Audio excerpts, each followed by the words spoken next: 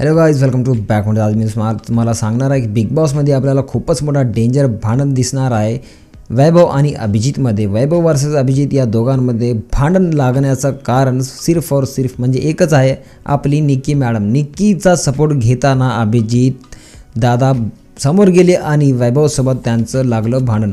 कारण की तुम्हाला माहीत असेल निक्की कोणासोबत तरी एकाला छेडून घेत आहे आणि त्याच्यासोबत भांडण करण्याचं म्हणजे काहीतरी फुटेजमध्ये यायचा प्रयत्न करत आहे.